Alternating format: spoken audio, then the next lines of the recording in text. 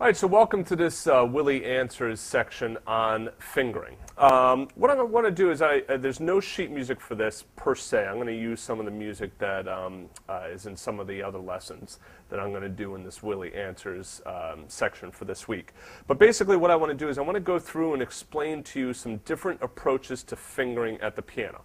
Now what I mean by fingering at the piano is basically figuring out which finger do I use under which note. Now, if you're a classical musician, you're used to having the fingering probably written in either by the editor, the publisher, or maybe even by your teacher, right? So you'll see the little numbers underneath the notes, 1, 2, 3, 4, 5. That corresponds to the different fingers for those of you that don't know. 1 is your thumbs, 5 is your pinkies. So if you saw it in the left hand, it said 5, that means you use your pinky of your left hand. If you saw 2 and it's in the treble clef, that means that you're probably going to be using 2 of your right hand. I say that because just because it's in treble clef doesn't mean that you're always going to play it with your right hand. But for the most part, that's a pretty good assumption. All right, now, like I said, when you're playing classical music, the fingering has been worked out. And the reason for that is that when you're playing this stuff that's, you know, da, da, da, da, da, da, da, da, you know, really moving around, you really don't want to have to be thinking so much about what the fingering is. So for the most part, the fingering in classical pieces is pretty set. Now, I say for the most part because there's a whole nother school of thought and a whole nother camp. There are people that go through and they change all the fingerings. They want different fingers. Absolutely fine. And that brings me to another point, and that is that fingering at the piano is a very personal thing. Now, my hand is ginormous, okay? Like I can reach a 12th, not in performance, but I can reach 10ths very easily.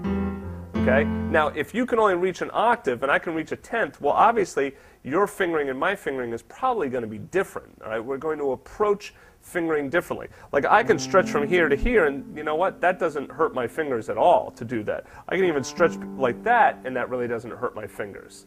But if you have a smaller hand profile, then yes, that stretch might be a little bit, might not feel all that comfortable. All right? So, it's a very personal thing, and the reason I mention it is you have to follow the cues that your body is telling you. All right, let's talk about that for a second, because the thing that's probably most important about fingering is that if you mess up your fingering, you play with bad fingering, yeah, you might mess up the notes, you might flub the rhythm or whatnot, but the worst thing is that you can actually start to hurt yourself and create physical pain to the point in which, if you didn't correct it, you could potentially get to the point in which you couldn't even play the instrument anymore. Now, of course, that's dramatic, and it doesn't happen to most people, but it does happen.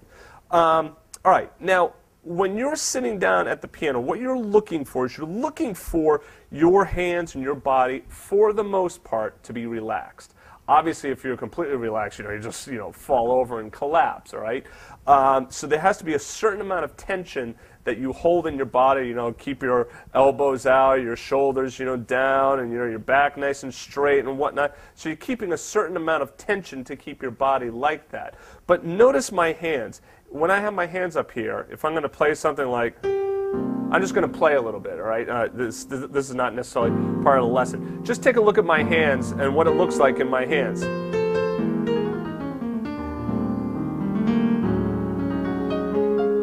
See how my hands don't look like they don't look like they're really stretching too far. They don't look like they're that I'm doing anything weird with them. Now let me play again, and then you tell me what you think now.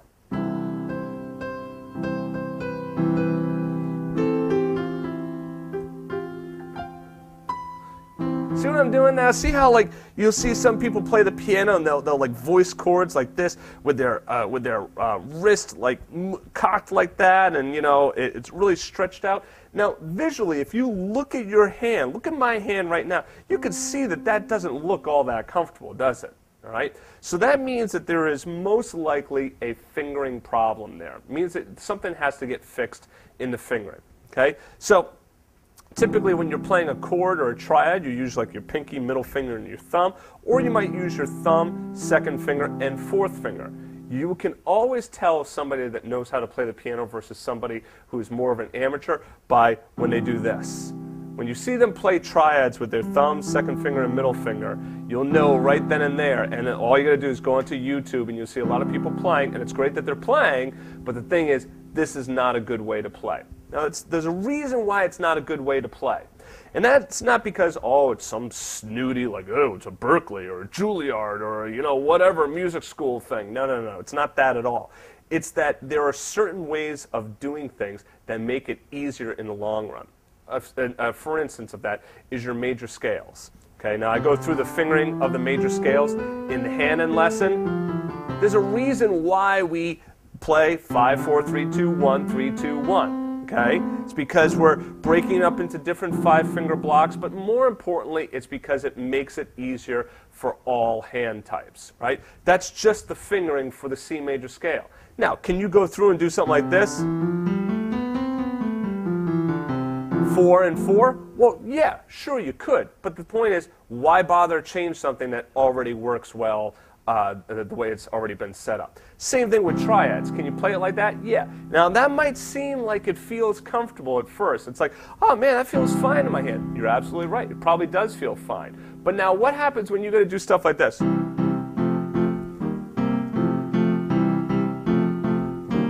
What are you going to do then? Whereas, check this out. See that? Or if I'm going to do... Now, that's a real common kind of bluesy pattern right there.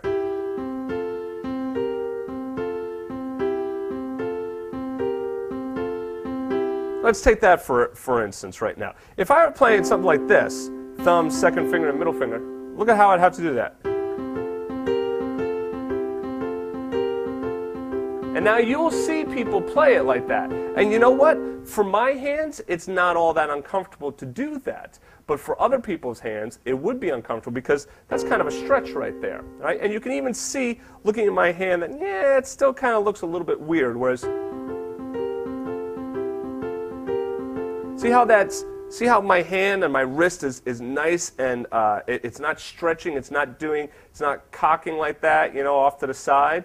Now, all of that is really important because playing the piano, first of all, you're not really designed to play the instrument, right? Nobody's really designed to play the piano. What I mean by that is that this repetitive use, doing something over and over like that, your body is not really designed to do it. You can do it. You kind of trick your body into being able to do it, but you have to be careful.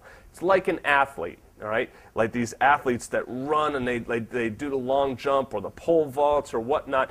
Everything in their body has to be, they have to train so that every muscle just hits just perfectly at the right time. Because if they don't, then they're not going to succeed and they might very well hurt themselves. Exactly the same thing when you're dealing with the piano as well. You want to make it so that you exude the least amount of energy possible. There's a great saxophonist, Joe Henderson. And I remember seeing a video of Joe Henderson, I think with Chick Corea, years and years ago. And he was playing like there's some burning thing. And he was standing just like that.